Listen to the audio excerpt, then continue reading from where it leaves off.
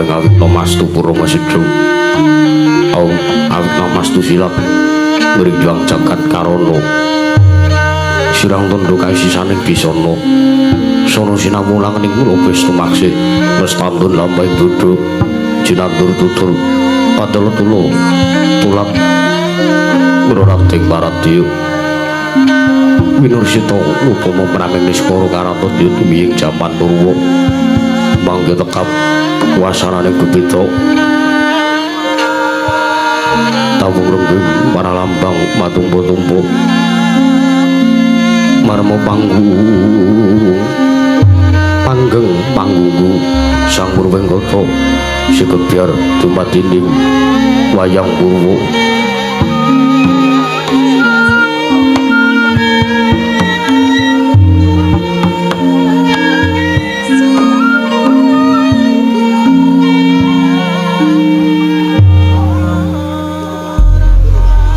purwakaning kondo inarik kuntuting basa tungeng kula ngemusu rasa yen narasaya karaos mulat sarira ngrusa wandi uruhing diri rasa romong sang rupang sandi lir jalma milo kaca jarwe musnakum ceng jari tolo bejo wis gemelar jroning mageliran yaiku sejat ngamriksane pagelaran inggih purwa saya candra darim yang kartika wis kinur buku drateng kamoso sehari ratri angin dari bawono perwatuk untuk sino gilir gumanti teman dadi petanganing dino sasi marsi bintu kang sarta abad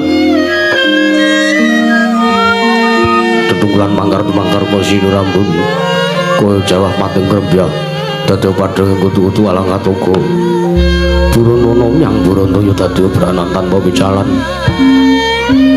padang tramangan sinari sang Hyang Mernawi ingkang arsa merbawani jagat mungguing jagat wetan tunggung-tunggung mungguing kalengan ugerabang merangkah lamun gaek saya dilat-dilato bumi saya tangu sumurup sang Hyang Arko katos meblak kanan kiri dengan abang esmu jenar kabar bawan sinari sang Hyang Basonto tanam dungadon ijo ruyo-ruyo amangku gunung ingkang biru moyo-moyo pucung gunung kenemulan kendanu kasiluring Praban sono lenggat lenggut nganti kaya gunung Makutha Mega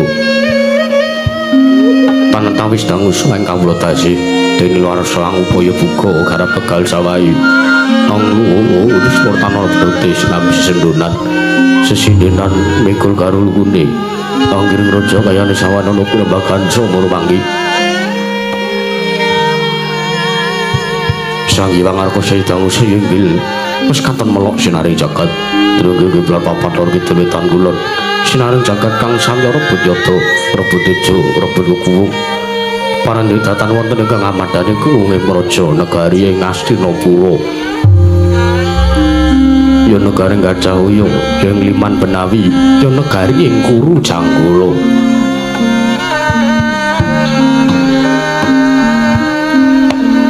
nunggih gari 100 tanantuk kalih 1000 janggep tinego ana negari Ngastina dumadi saking pulo-pulo bebanjaran sinasapan ku ya Benawi dinambi ombak samudra bidang langut kang tanpa pakun pekating manunggal kapantok uriting Cakrawala waneh-waneh ceker kepisik sawaneh kinebing jurang corong kinepung go serong kinarya sing peksi lawet lan sarang burung wonten ugi pasisiran ter sasna jembar kebekaning pasir gumelaring garis pinggir tanam tuwa angrembuyung royo-royo karang kitri rawe-rawe ron klopo bumi subur pasitan mawur satengah tinandur pangkar tumangkar kawriyan dadi gunung-gunung bebanjan ngerangsang langit lenggak-lenggok lambai tin mijil saking sendang-sendang mening dirtane iline pinara para playune tinam piwaduk binentung-bentung kinane hangilane sawah yang papegalaning Narakisma mokal bangrem tani bebasan tatanan bumi saceng kangkang selo sedaya tinanduran kang murakabi pandya Betari Sri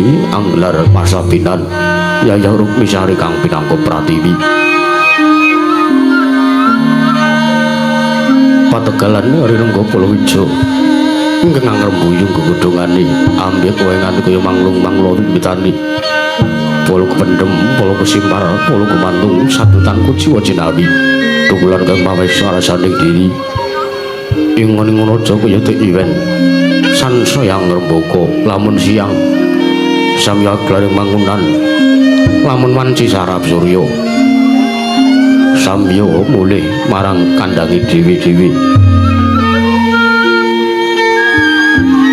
tatanan canen kandhang agunan jeng balang lebet tebi saking tindak durjana tuti samya saiyep saengka kapti akari luring nusa bangsa duwe negari Ngastinapura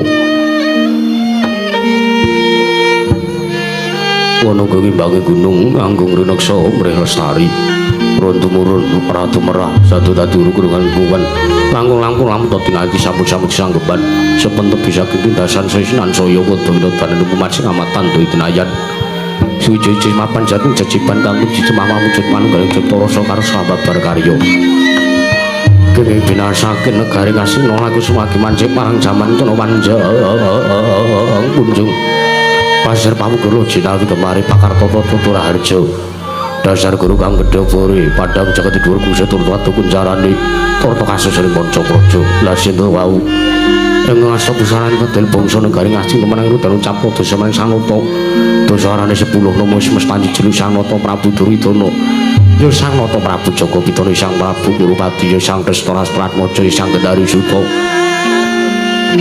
naluk semono lan siji moko lenggahing madane Damarjana ora mantra-mantra sepatung bodho ya dimaring kasugihan Sang Hyang Bathara kuwe wangit Jepantah pinayang bayang Sang Hyang Purapsara Absari kawitingal manggung tanggung Joko paloro-loro sangya ngampun pacan keprabon ketinggal bisuwanipun Sang Hyang Wanung Kituwiling Praja kali Ngastina miwah Sang Hyang Para Kadang ananging menika maranyura Pepaten Negari Ngastina Sang Rekyana Pati Hari sing Kuriya Sang Harya Suman ya Raden Trigantal Pati Prasa Jenar menggerakan melenggaipun pandita saka lima sang topo Begawan Durna Sang Resi Kumbayana Sang Baratwaja Putra tatangkan menugi bisawanipun Senopati Gulguling Prangatanding Senopati Negari Ngastina anengge Sang Nata Prabu Karna Basusena ya Sang Surya Putra ya Sang Suryatmaja tatangkan menugi bisawanipun Alindring Toya Tinalang Pangeran Pati Negari Ngastina anengge Sang Raden Kartamarma nalika semanten purana yuga miwah para kawula samya gandeng masisiran jejel riyol arapet popot bibit prasasata tupan negul tatang pasala labu sakadeng para sebu ing jaga mlutak gendera rontek umbul-umbul keterangan dalu dayai mondeng mungsu labu payung mekar mendhe jamur parat mungsu rendung tumbang ngrangap kowe jati ngarep mungsu katiga para tinggal dindong jinem materi masyarakat negari Ngastina dateng kumal kuwi semandika nalika semanten arsa medhar sabda segera ngurmani pangandikan para kawula samya mingset pisawani pradelaken bilih Sang Nata arsa menem Brama wigati masewakan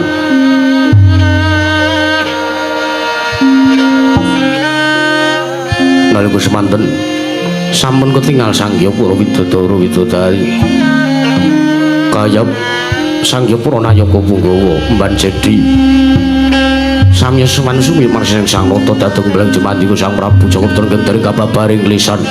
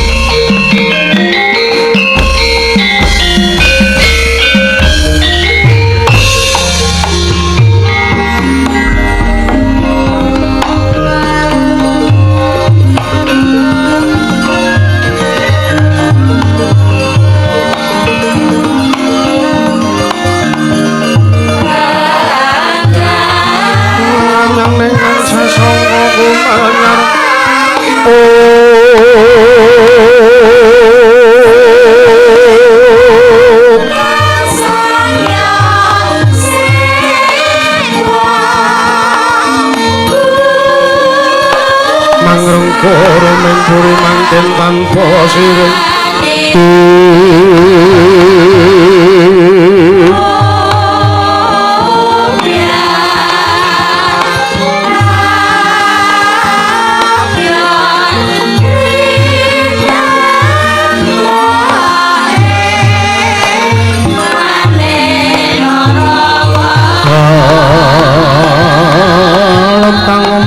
emas-emas ngobeng angin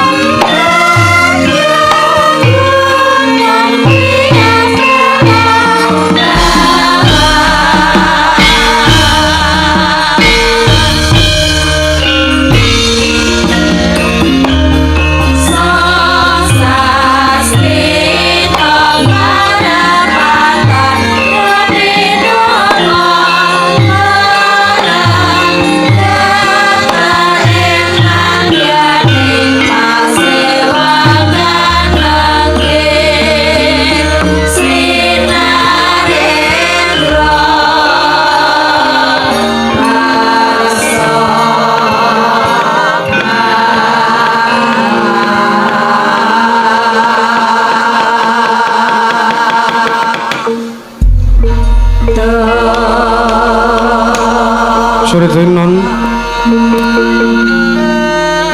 nang masewakan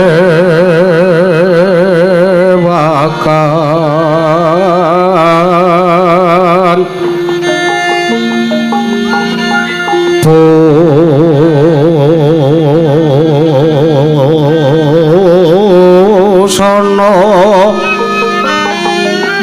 maneka warna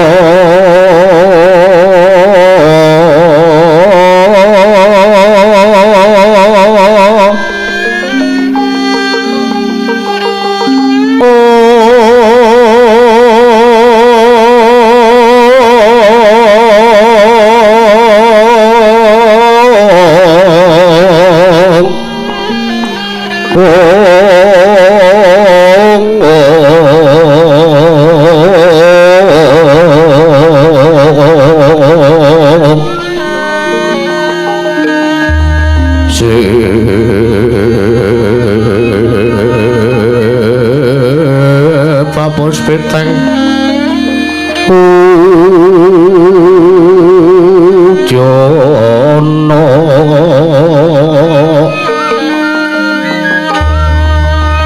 Miang Manjrah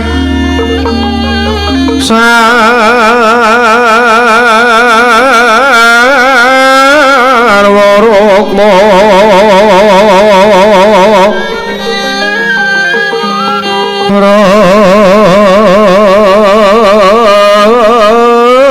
Ranggeng manik nara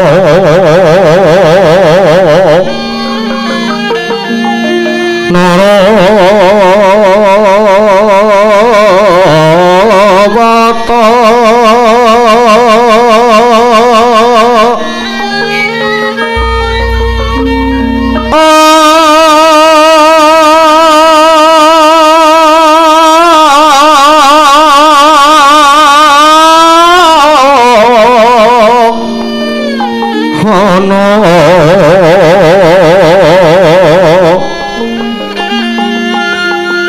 Obro Prabanyo kang su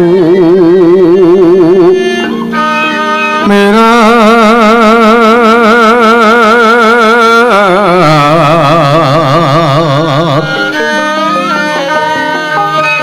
kenyareng geco kaliwa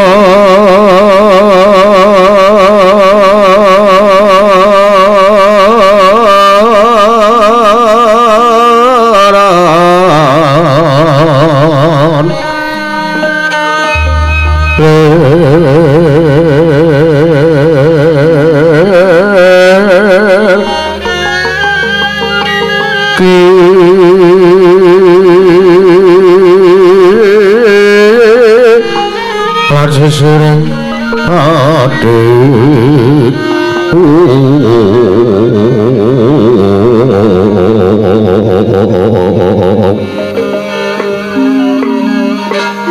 Wimbo kekondom re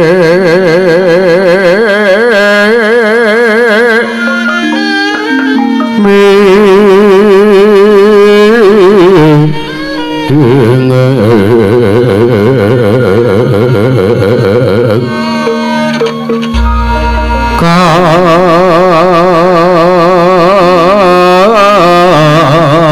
katio peng ma ruko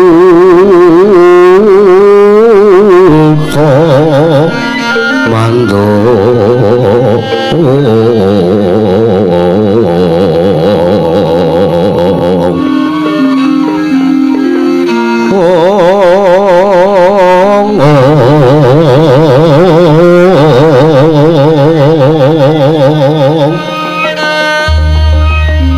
saparan mangambar kongas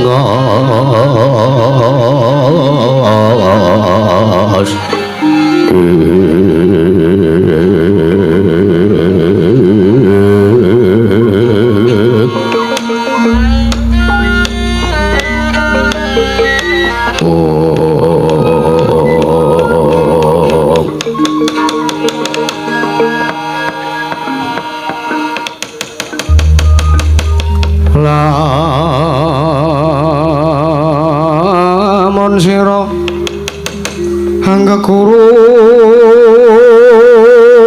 kaki amilya manungsa kang nyata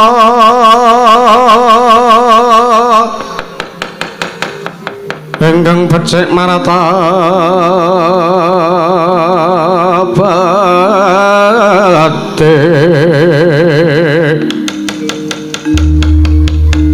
sarta kawruhing hukum kang ibadah kangge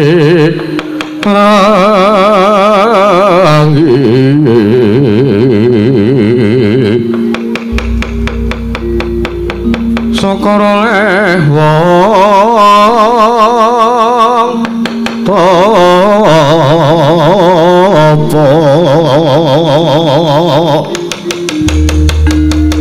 nang was amonggol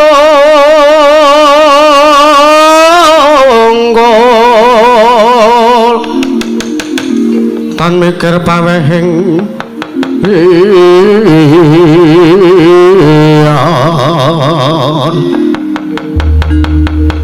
iku pantes kuronana kaki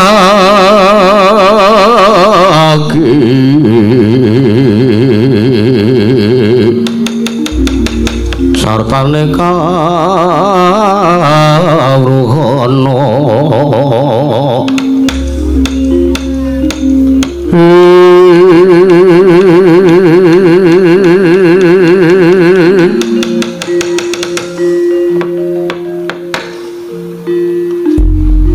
diwangsuk mono mati diluwi ono sasmintaning sejagat wasane Bathara Paman Arya Paman Pati Arya Sengguni ayo dadekake kaget pengelurusi Paman Pati Arya Sengguni dene suring sun biji ana ngarsaning panira Paman Pati Arya Suman kawula nuwun inggih nggih anak Prabu kemareng paduka miji dumateng piswanipun ingkang bapa ing kematian nggih kawula nyawa-nyawa jimat sesembahan kula pengayoman kula wonten ing Madyapada pateng delahan wanter sabda tama paduka anak Prabu Jaka Pitana miji dumateng piswanipun ingkang bapa ing kematian ing Jawi sanget kuwatos ing manah bebasan pindharan salamba pinanjering alun-alun kumitiran caruk maras nanging sareng wonten ngarsa paduka anak Prabu Jaka Pitana tebih saking raos kemarasan nggih anak Prabu Duryudana keparang kula cumadung dawuh timbalan paduka anak Prabu Jaka Pitana ing Astina kepareng kula cumadung dawuh kawula nun inggih nggih anak Prabu paman Arya iki katiparan anggon sira ingsun percaya minangka dadi batal wakil ingsun pranata tata rakiting kaprajan negari Ngastina diagyatana kelawan panjenengan ingsun samendang jenengan tunggang karempin paman Patih Arya Sengguni inggih nggih menawi madu kandhang bab tata rakiting kaprajan tartentu sadotan badhe nguji wani para kawula samya sak yekseka kapti akar luhuring nusa bangsa tuwin negari ing Astina mendhaipun para prajurit ingkang boten kendhat anggen nyosami gegladen olah kridane kaperang sawanci-wanci Raja Paduka katempuh parang muka tartentu boten badhe anggepok kanca Paduka Gusti kula Sang Rata sinuwun Prabu Duryudana ingkang bopeng kepatihan remuk kasawurna putung semangga kabandhemna nggih kawula nun inggih paman Arya gawe bombong penggaling sun jangkep mangkur kang dadi aturira ora liwat pakaryan ingkang utama tindakna selawase urip menapa ingkang sampun paduka dawuhaken tartentu kula mboten badhe suwala nanging dereng lan sak sampunipun kepareng ingkang bapa ing kepatihan ngaturaken sembah sumungkem pangabekti kula kunjuk sandhap putra paduka anak Prabu Jaka Pitana nggih mriki paman Arya sampun kawula tampi kula cancang pucai wedi dumawing bijang rumaket ing wardaya saestu dadosaken cahya nur cahya daging ngrah kayiwanan mboten langkung kasekecana lenggah jengandika paman Patih Arya Sengguni wonten praja negari ing Astina menika paman Arya inggih ngestaken dawuh sampun boten ngade kirang prayogi paman Kumbayana bapa penembanturing Sukalima sarwipun pupun banturing Sukalima ingkang putra pun Duryudana ngaturaken kasugengan saha pambagya harja pudya pangasta mugia kunjuk ngersa jengandika bapa pun banturing Sukalima astaga semala sila pertapa kenros waru gimbal manyor-manyor duk ning dungkul wana alas-alas dadi wana lana inggih anak Prabu sakalangkung bombong bilawanipun menahipun ingkang bapa ing Sukalima sowan kula wonten prasa negari Ngastina menika pudya pangasta tuwin pambagya raja sampun kula tampi sowan kula mboten wonten angen setunggal menapa tebih saking rubeda kalih sambikala cinaken ing Karaharjan lan kayiwanan sowan kula mersanipun anak Prabu Jaka Pitana mboten langkung ingkang bapa ing Sukalima ngaturaken salam taklim kula mugi kunjung nggih anak Prabu sampun kula tampi akarya bumbung raos menggali mboten langkung kasekecak lenggah jengandika pupun banturna oh inggih sampun boten kirang prayogi nuwun sewu anak Prabu kados pundi kula kok mireng swara mak gluduk saking bangsal pengrawit menika sinten napa Citraksi sing pola ngoten niku toh ana wayah seba malah gludak-gluduk dolanan tabuh gong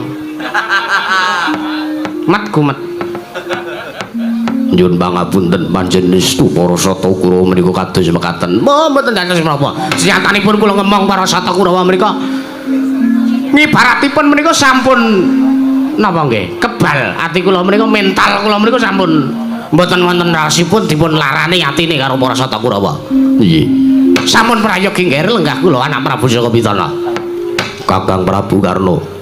Kakang Prabu Karna basisane ngawungku sarawuh paduka mugi tansah mangke karajan kasugengan Kakang Prabu Suryatmaja jagat pangestu ora tur jagat Pandhendra Jala Dewaku inggih Yayi Prabu Jaka Pitana sang langkung bombong bilawanipun manahipun ingkang raka ing ngawungku depi tampi timbalan paduka Yayi Prabu Jaka Pitana wonten ngarsanipun Yayi Prabu Kurupati wonten negari ing Astina Yayi kasugengan saha Karaharjan tansah mayungi dumateng wiswanipun ingkang raka ing ngawungku mboten manggilangan setunggal punapa anggen kula sowan wonten ngersa paduka Yayi Prabu Jaka Pitana mboten langkung kula ngaturaken salam taklim kula ingkang raka ing ngawungku mugi kunjuk sampun kula pundi kula cancang puceng weni dumameng bijang ndadosaken bumbung duwin monggo penggalih kula mboten langkung kasekecakna lenggah jengandika Kakang Prabu Karna basisane wonten negari Ngastina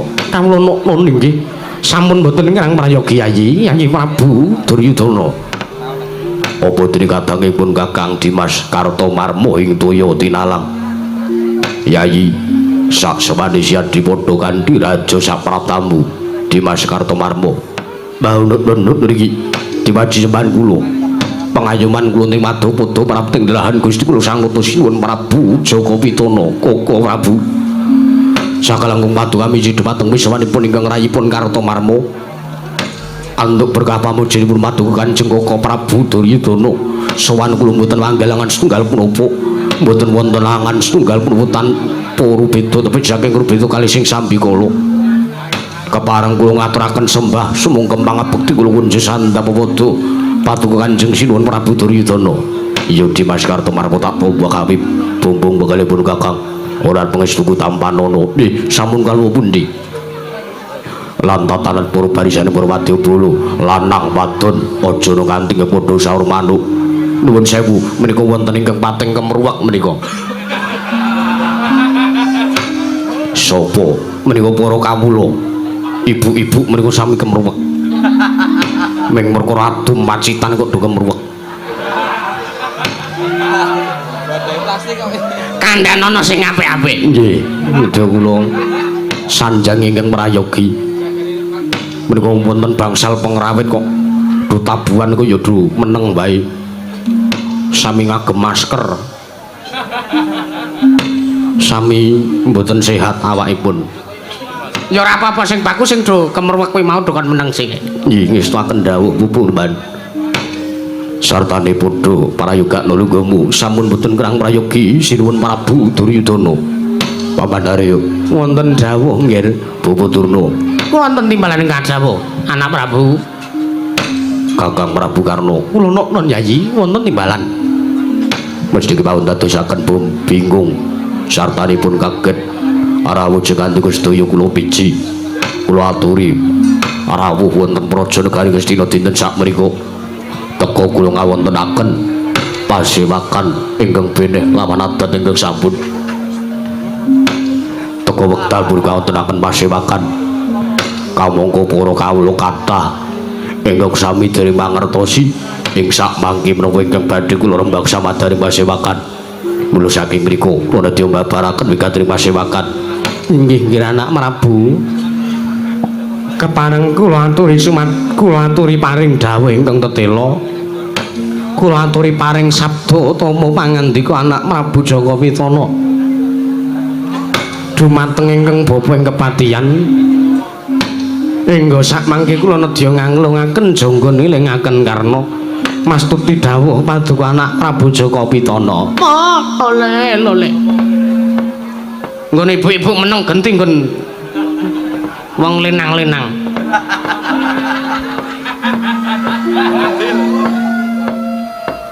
do kemruwak meneh ayo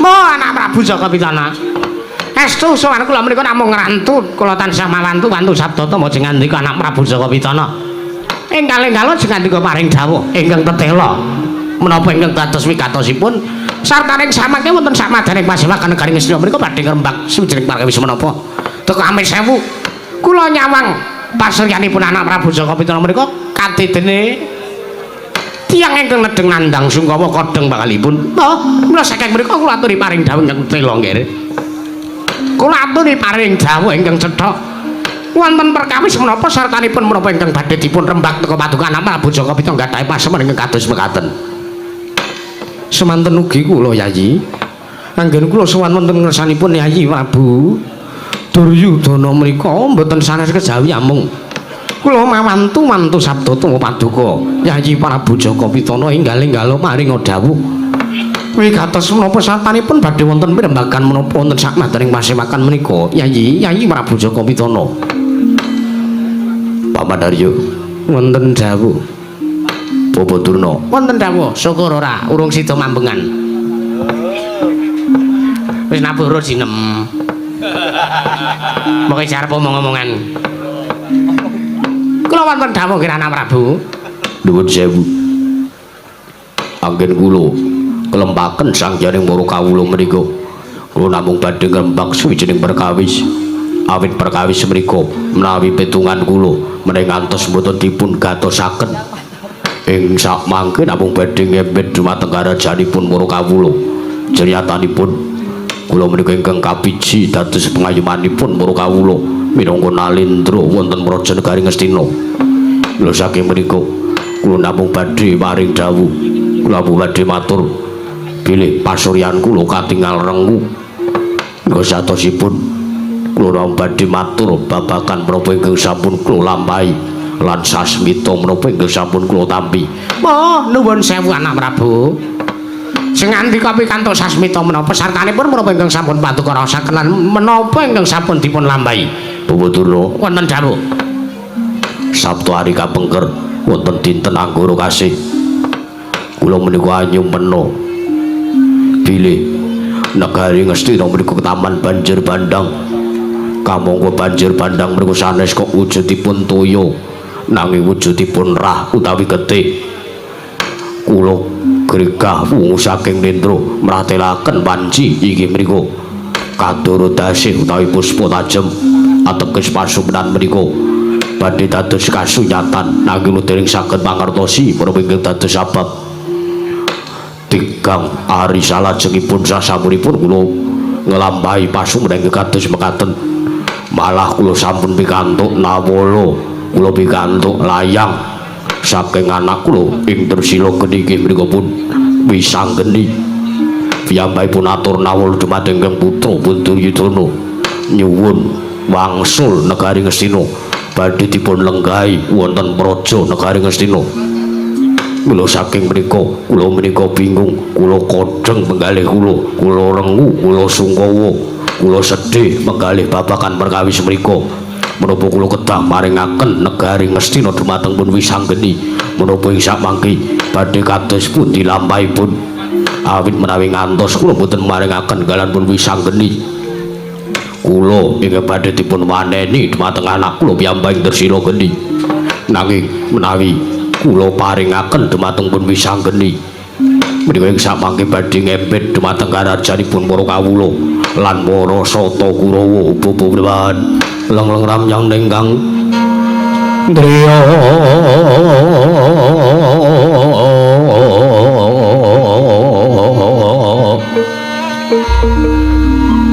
Leriwang Candra katawangan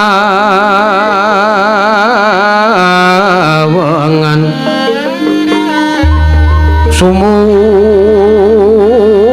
endas katu edan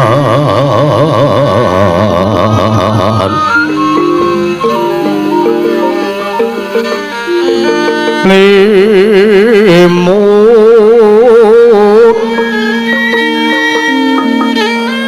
kabar saning rujet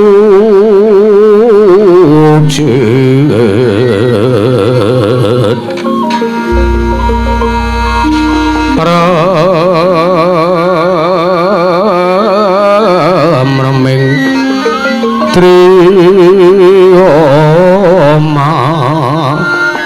nawung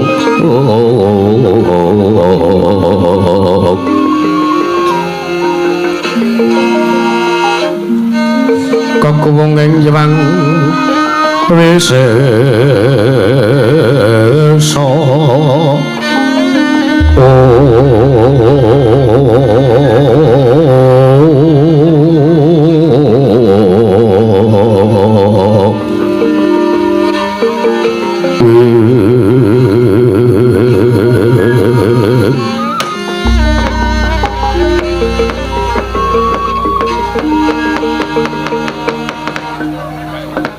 nyawa-nyawa jimat sesemban kula nggih.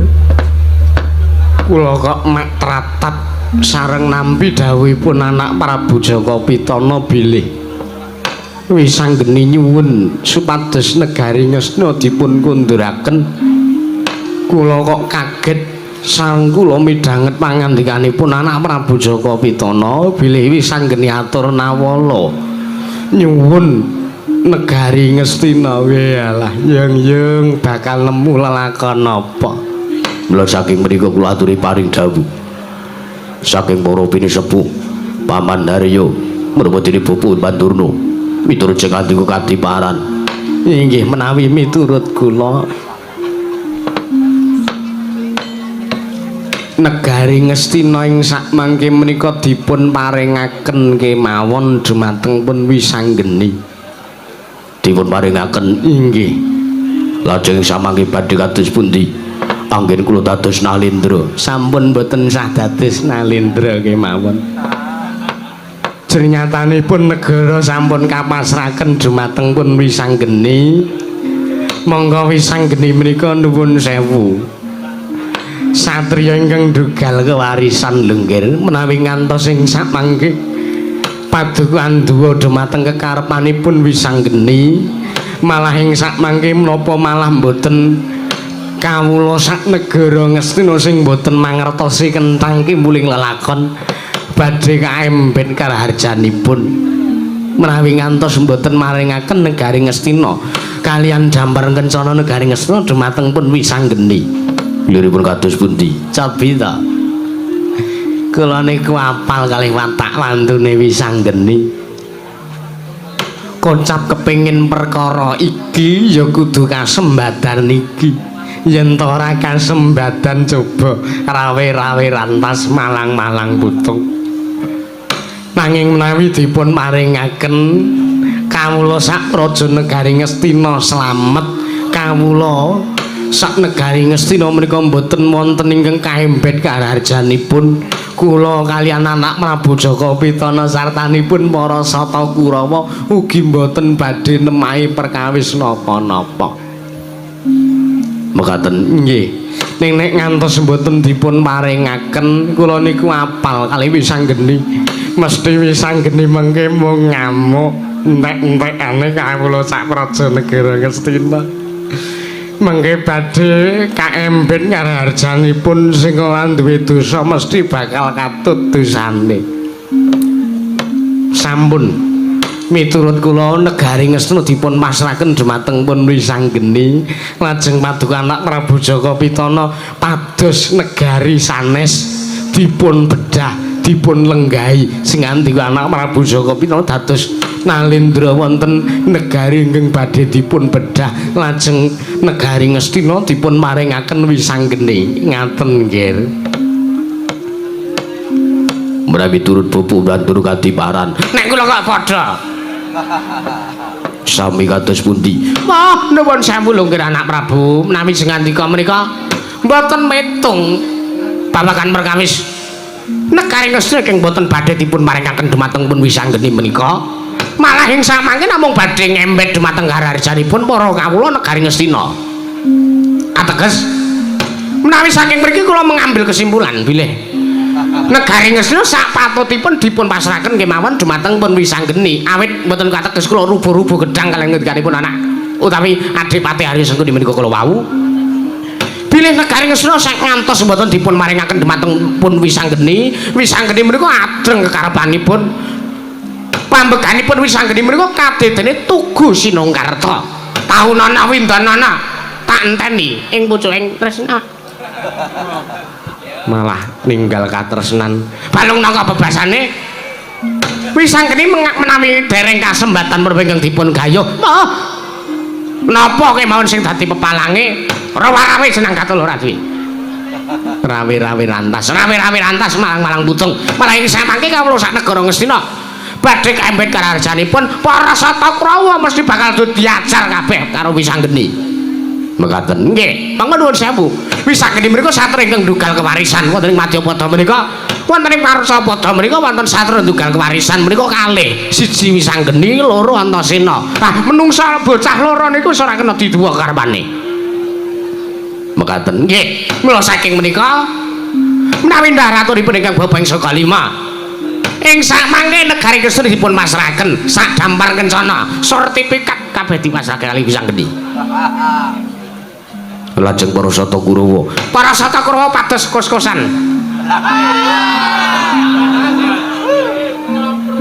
ora neka-neka to Kakang Durna iki perkara negara kok iki perkara anak Prabu Jaka Pitana sing arep dadi Nalendra. Lah nggih mengke dados Nalendra wonten ing komplek pundi ngaten. Nggih lah, iki suwuni kok kaya ngono. Ngaten anak Prabu mekaten. menika menawi samangke paduka mboten maringaken negari Ngastina dumateng pun Wisanggeni mengke nek ngantos Wisanggeni tekan mriki mongko nyuwun kanthi sarana rudha beksa kondoripun inggih menika negari Ngastina dumateng pun Wisanggeni malah mengke kula sing ora melu duwe dosa malah kula katut dosane ngaten menapa samangke jengati kepunten menggali dumateng gesangipun para sata Kurawa perkara uripe Kurawa arep kepiye dalan masa depane niku tergantung ling nglampahi mangkon nuwun sewu bab perkawis kadonyan menika kula wau kula kinten mboten susah dipun anggap banget suwijining negari menika tak dipun ikhlasaken kala mangsane iso nglungguhi negara kala mangsane uga bakal iso ngeculke suwijining negara menika jabatan menika namung kiasan lho nggih jabatan menika namung sampiran wonten Madyapada menika mekaten ingkang baken menika urip niku tansah lesung jumenglung apa kuwi Kakang seru imbal-imbalan lha kok aneh-aneh lho ra menika leres iki sampun negari Ngastina dipun pasrahaken dumateng Wisanggeni lajeng para sata Kurawa pados negari sanes utawi pados alas gong liwang-liwung lajeng mengke dipun babat dipun teke negari Kaduryudanan napa teng negari pundi ngaten negari Ngastina kan sampun dipun suwun dening Wisanggeni kula kalian panjenengan pados negari sanes kalian para sata Kurawa pados kos-kosan sementara kos-kosan mawon mboten napa-napa mekaten anak Prabu nggih perumahan nggih mboten napa-napa sae langkung sae utawi menawi badhe gesang wonten ing kolong jembatan mboten napa-napa teng isor Janti mriki ora neka-neka to Kakang Durna Kakang Prabu Karna wonten dawuh kados pundi pangandikanipun mirutipun Kakang Prabu Karna Basusring Kamangka nuwun sewu Yayi mboten kateges kula menika ngina mboten kateges kula menika ngias dumateng Bapak Mbah Durna mboten kateges kula menika ngias dumateng para pinisepuh ingkang sami lenggah wonten mriki menika nggih ning nuwun sewu para pinisepuh pujangga warangkanata negari Ngastina menika lak sampun sami sepuh kedahipun ginakaken nalar ingkang ganep lan kanthi penggalih ingkang dewasa nggih nanging kula pidhangetaken kala wau kawit kala wau kula pidhangetaken saking mriki ngendikanipun Bapak Dana kalian Paman Harya menika mung kaya gunemane bocah cilik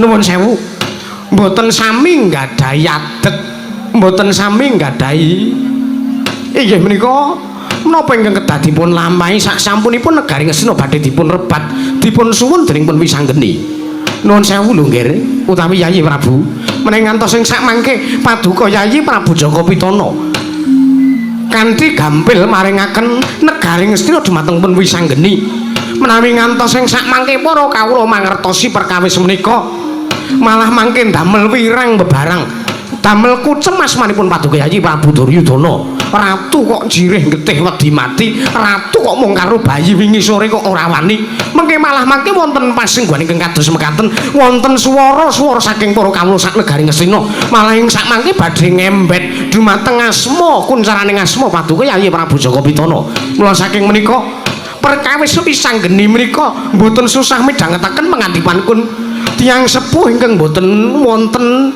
ginanipun menika malah sak mangke kula mrika wonten mriki ingkang minangka jejeripun Senopati kok ora tau sepisan wae dijawel kok mboten nate sepisan kemawon kula mrika dipun maringi dawuh damel srana tenteming pojo negari Ngastina malah perkawis menika ingkang badhe kula dadosaken mancatan kula ingkang badhe ngemutaken dumateng Wisanggeni menawi ngantos sing sak mangke karepanipun anak kula pun Wisanggeni Dresila geni menika adreng mboten saged dipun nendhakaken Lilanana suka lan menggalih paduka Yayi Prabu Duryudana sak mangke dipun kenceng perang kula ingkang kapatah dados senopati perang mengsah anak kula piyambak pun Wisanggeni Yayi sigra-sigra yen mermana kansa sigra ngrakit nawang sesangga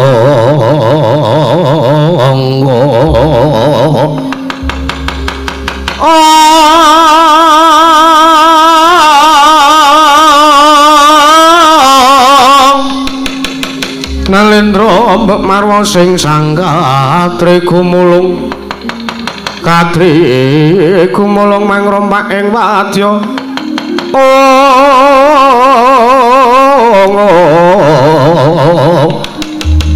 Purtokro rek kiri ro nanggono magawe glari ro wang-wang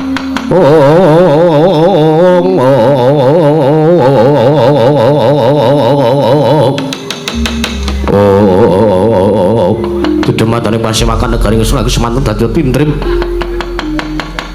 Tatan wonten godhongan ingkang basamu tata lumampah awit kaprabawan Sang Nata ing asra Sang Prabu Duryudana. Nalika semono dadi wardi lan marju. Wardu dari wong inang, warju dari wong kecok. Kasaru dasaring pertala. Nuwun durung abang tumanding. Piyang karsa tangkeping pur kemasiban bono amuk apa to kang dadi darunane? Ora ana macan. Menawi sak mangke darunane para kala sami gedring jawining Pasewakan. Apa to kang dadi darunane? Macan ingkang bedal saking krangkeng dene. Gajah ingkang medhun saka wantilan tuh. Kejawi amung sawanipun sapring Dursila geni kadhiraken satur ing Randu Gumbala aning Sang Bambang Wisanggeni kaliyan Bambang Antasena ingkang mantun minggamat ing Datulaya Praja negari Ngastina. Rebar-rebar pindha sata metaraga kagat kang samya bulan.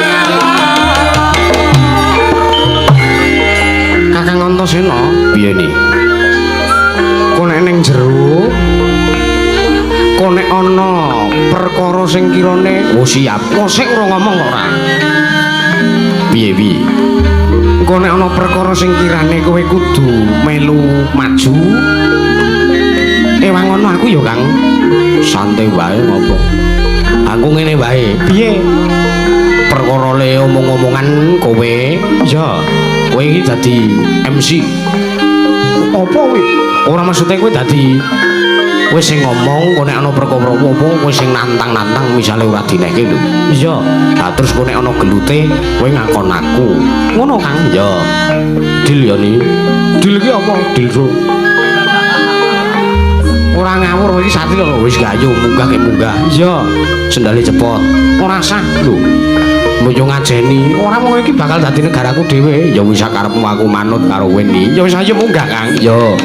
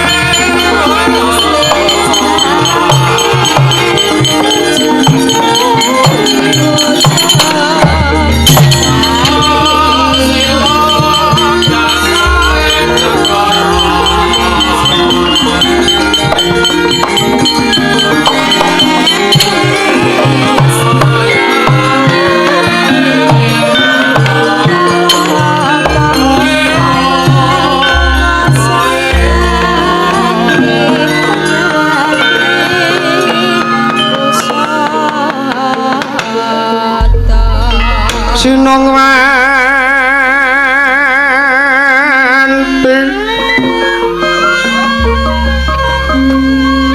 Sinong yanti ceket kinari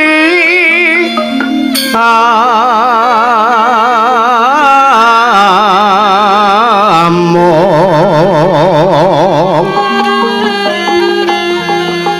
mak lumembak ombak ing samudra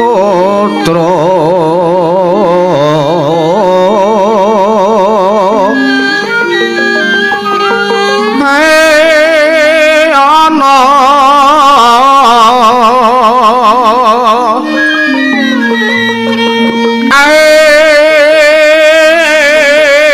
ana hale lumut amrekangga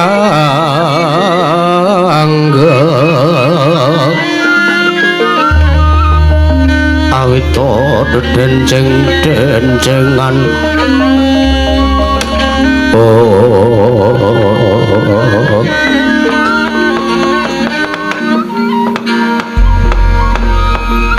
Pamanaryo wonten dawuh nembe kemawon diraosi lah kok larene dugi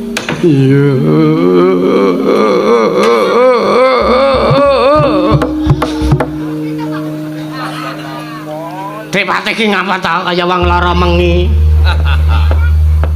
Lah ora lho. Lah kok dadi aki wae dirasani kok terus teko.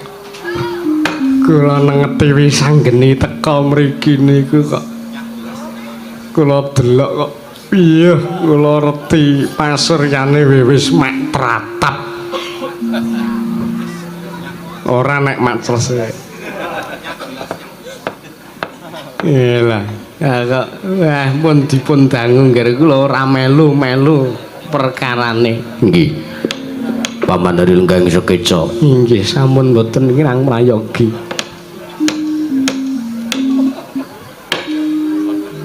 Anak andungan ini to bocah mursid iso mikul dur mendem jero karo wong tuwa. Aja mung kandheng ning pangucap lan kababar dadi pakarti. Bisa geni anakku cah bagus. Sawise sira sowan ana ngersane makmu ngestina padha kandhi Raharja sak sowanmu bisa geni. Antuk berkah pamujine Pak Duryudana ngestina. Sowanku ana ngersaning Siwa Duryudana, Dik. Ora ana alangan suwiji apa. Sowanku adoh saka Rubeda. Kalih sing sambikala tansah Raharja sowanku, Dik. Ora liwat aku ngaturke basaku katura tampanono Pandhi Ngastina. Iya. Bisa geni tak tampa. Ora lat pangestri wong tuwamu wae tampanono. Wis tak gegem dadekke jimat. Ora liwat prayoga nggonmu lungguh nggih bisa geni. Kaya wis ora aku anggap enak nggonku sowan ana ing Prajanagara Ngastina ya mung nak sawang kok. Aku munggah nang kene kok wong-wong pasuryane dok pucet ki jane ning apa? Aku dhewe ora mangerteni. Oh ya wis ya wis. Mbok menawa lagi do mikir utange. Ya. Nanging nek aku percaya kalau negara Ngastina ki mesti makmur merga nalendrane Pak Duryudana, merga sing mandegani sing tansah ngayomi Siwa Ngastina Pak Duryudana. Iya. Sowan kelawan kadangmu Antasena. Iya. Aku sowan karo kakangku. Ya kuwi Kakang Insinyur Antasena. Mburane koneka toni. Kowe tak junjung derajatmu kok. Oh ya, SH aku. SH apa? Sarjana. Apa ya ni? Mbah. Antasena anakku lanang randu gumbala padha kandhi Raja sapratamu. Kandulikur, Dik. Apa kuwi? Alhamdulillah. Entuk berkah pamujine Pak Duryudana Ngastina sowanku ra enek alangan suwiji apa. Ya mung aku ngaturke basaku katura wae ngersane Pak Duryudana Ngastina ya, Dik. Iya. Anakku lanang Antasena tak tampa. Ora arep ngesni wong tuwamu Ngastina wae tampanono. Iya tak pundi ndadekke jimat ndayani mring uripe Antasena. Oh, putuku Cak Bagus. Wis anggener. Anu wis anggeni. Putuku Cak Bagus wis anggeni padha kanthi slamet sak sowanmu nggih. Eyang Begawan Durna. Iya. Slamet sowan kowe, Yang, ora ana angan suwiji apa. Sembahku Tampanono ya, Yang. Oh, kowe ngaturke sembah karo wong tuamu saka lima. Ora pangestu wong tuamu saka lima wae Tampanono ya wis anggeni. Iya, Mbah. Wis tak gegem ndadekke jimat. Prayogakno. Iya kaya wis ora kurang kepenak. Oh, Antasena padha prayoga sowanmu. Slamet, Mbah. Sembahku Tampanono, sembahku katur ngersani Simbah Durna. Antasena. Aku mau ki wis sowan ning saka 5, aku mau rak mampir nggone jenengan sik. Lah ning kok ndelalah pertapan saka 5 suwung. Aku terus kelingan nek dina iki dinaning masewakan. Iya Antasena, pertapan pancen suwung, pertapan saka 5. Aku tak sawetara ninggal pertapan saka 5. Heeh. Mau nepan kok lawange. Ning jaba mung ana Simbah Putri. Nggo dolanan cah cilik-cilik do ditumpaki. Do elekna ya Antasena, elekna mergo Simbahmu Putri kae wis tuwa. Kae bayoke wis ora kuat nek ditumpaki bocah-bocah. Heeh. Monggo digepleki bokonge. Karepe kon mlaku terus kon dienggo pacuan kuda ngono. Ning gandeng dicencang ora iso apa-apa. Penting ora diudari. Ora. Wong kae lehku nyencang tak rantik gulune kae nganggo password. Dadi ora bakal iso ana sing mbuka gemboke Simbahmu Putri kae. Iya. Ning kok yo kapan-kapan iki didandani to, Mbah. Piye? Ana nganggo kacamata, nganggo sepatu kok wudu. Biayi Putri monggo.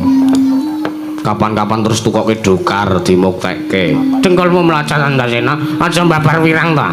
Iki nang pasewakan lho. Lah nyatane Simbah Durna iki bojone jaran kok. Wong ayu-ayu jaman saiki akeh kok milih jaran. Golek sing wiyar Antasena. Ora umum. Sing wiyar apane lho ora. Wayah Mas wis anggeni. Prayoga raharja rawipun. Simbah Patih Sengkuni slamet tekaku. Bektiku kantur nggih kula tampi dawah sami-sami. Wayah Mas Antasena wilujeng. Heeh. Slamet tekaku, Mbah. Simbah Patih Harya Sumantri. Suman Harya Suman. Basaku katura. Nggih sampun kula tampi. Ya. Prayogaken lenggahipun kaya wis ora kurang kepenak. Anak kula nang wis anggene padha kanthi prayoga. Sopo iki? Iki aku wakmu ngawonggo. Wola. Ora ketok kok ya. Ndesel nang kono. Iya. Slamet tekaku wa, bektiku katur ya tak tampa pengesku Tampanono. Tak pundi Antasena padha kanthi prayoga slamet tekamu. Pak De Surya 12. Suryatmaja. Pak De Suryatmaja. Entek apa wis tak naik LA ireng barang. Iki jatah kowe. Wong nyawer mencalke kono. Mengesune Pak De Karno slamet tekaku De basaku katura.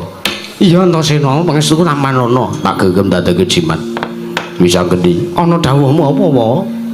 Gawe kaget penggali wong tuamu Ngastina. Dene janur gunung kadingaren sowanmu tanpa tinimbalan. Ana wigati apa?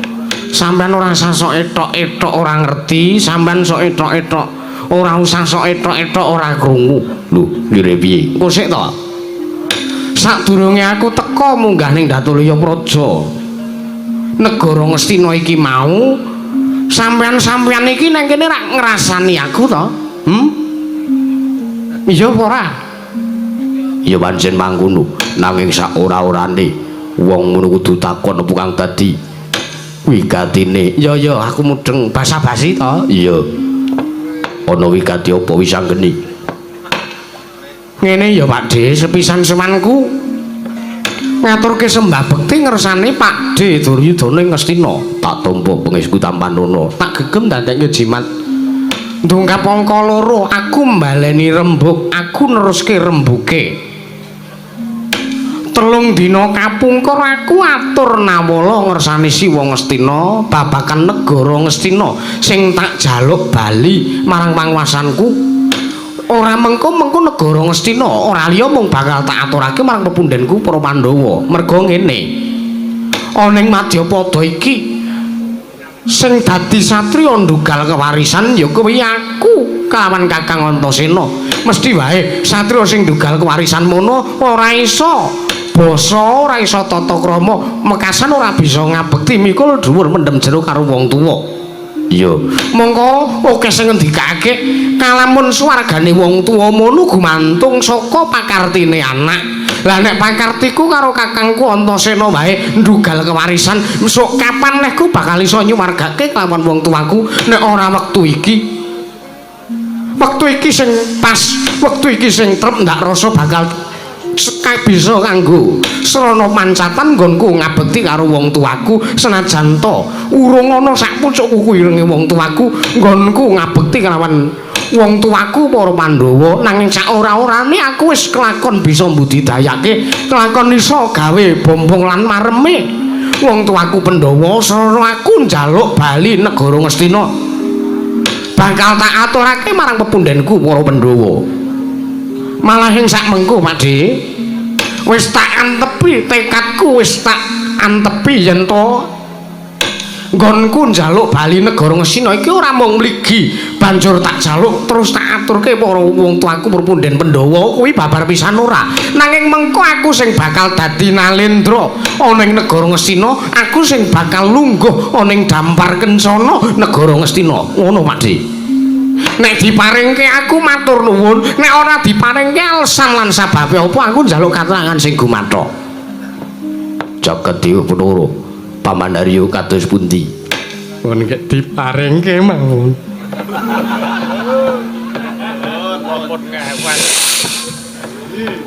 kenging napa keboyo mangke rumiyin niku kedah kados pundi pun diparingke mawon kula kok ndredeg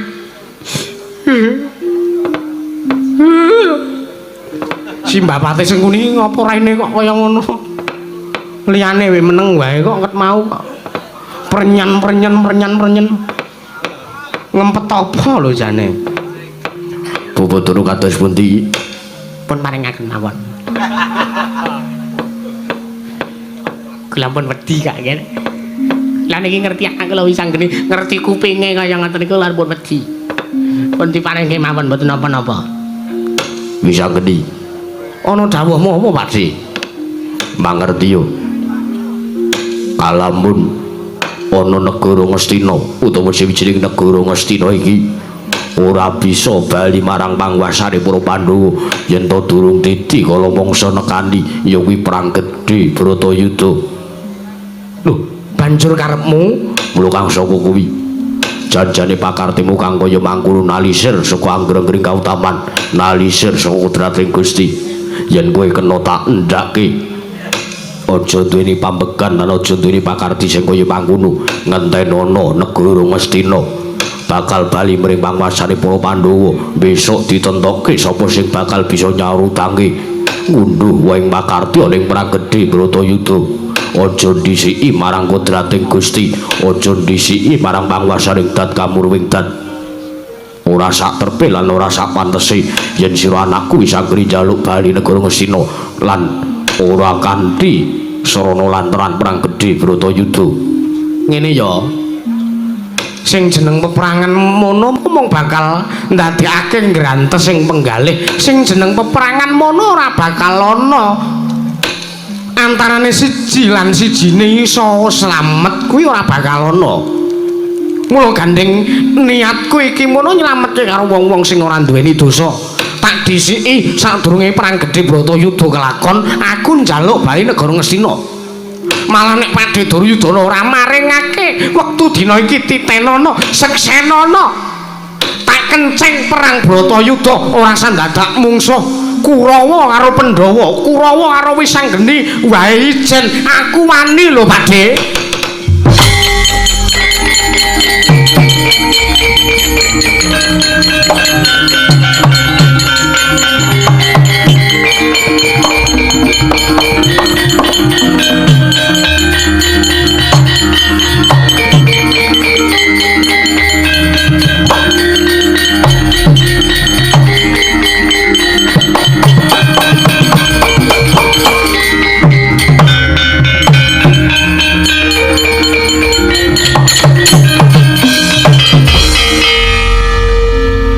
Ngopo kok tosi bloke kene? Manuk wis omong. Ning njaba mau omong to. Heeh. Sing dadi MC kowe ning nek ana gelute aku. Ngono Kang. Heeh. Linggo. Perkara iki tak rampungne. Kowe nek entuk Dum berdua. Manus maring jajalan sekretaning bana iblis lanat. Antasena. piye, Pakde? Sapa iki? Karno, Pakde Karno. Teko kowe ngomong adimu wis anggeni ngomong kaya ngono ora mawas yen to eneng kene iki lungguh Senopati Negara Ngastina. Terus karepmu nek sampean dadi senopati terus menang murbulan masih sapa-apa ngono? Coba tak takon. Aku ning kene iki ora sowan ning negara Ngawangga. Aku ning kene iki ora sowan ngersane Pakde Karno ki ora. Ning aku sowan ngersane Siwa Duryudana. Sing tak butuhke keputusane iki Pakde Duryudana. Negara Ngastina diwehke karo Wisanggeni iki diwehke apa ora? Kuwi gumantung Pakde Duryudana. Sampeyan ora duwe wenang. Antasena piye?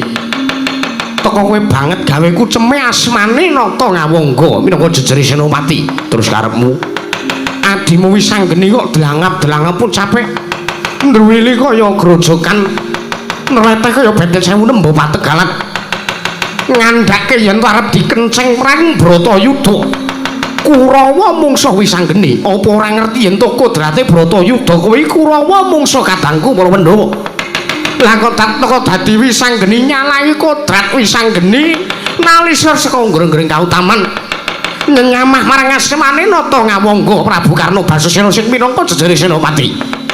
terus karepmu Ya karepku Wisanggeni nek ora kono dielekke kanthi bener becik. Wisanggeni adimu lan kowe nek ora iso ngandani karo adimu. Pakarti sing becik, pakarti sing apik. Wektu dina iki rawe-rawe rantas malang-malang putung tandingana kridane wakmu Ngawangga aja gawe sengsarane kadang-kadangku para Sata Kurawa. oh ya babu Babu arep apa? olehno pangendamu tebak dadamu rondo bojomu. Sak geleme dhewe. Iki aku ngomong tenanan kowe ora kaya ngono kuwi. Ya ya aku omong tenanan kok apa aku omong dolanan. Aduh. Wis saiki ngene wae. Nek sampean ora trima, sampean arep ngendhake karo adikku Wisanggeni. Gedene adikku Wisanggeni ora kena dielek arep sampean gendhak singkara, mungsuhe udu sapa-sapa. Insinyur Antasena. SH. SH iki apa? Sarjana hukum. Durjana kok sarjana. Ya wis kuwi apa wae. Lah dalan yo ditentok kene ngono. Ditentokke dudu ning kene papan neter katigdayan. Ayo nang endi aku manut? Arep ning alun-alun negara Ngastina kenceng perang Bratayuda iso ijen-ijen Antasena karo Prabu Karna. Lah dalan rapat sak rajang perbatang rasa Antasena.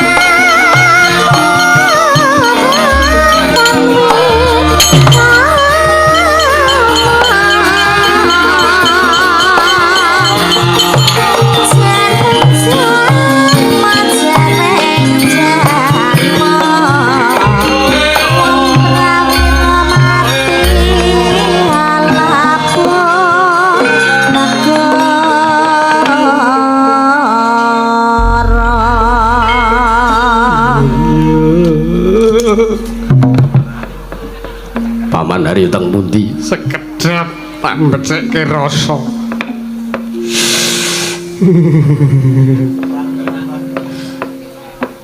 Wah, ngono karo bayi wingi sore mungsuh bayi wingi sore kok kepoyoh ora. Sampun lho. Sampun nggih anak Prabu. Lah kok dadi kawontenanipun kriwikan dados krujukan geguyon dadi tangisan. Lole. Nuwun sewu anak Prabu, sampun dipun getuni perkawis menika. Duh, kelilipen apa iki? Jan merutu nguyuhi mata. Sampun dipun getuni perkawis menika. Malah ing samangke Kurawa kemawon dipun ketapaken. Senyatanipun kula nuwun sewu.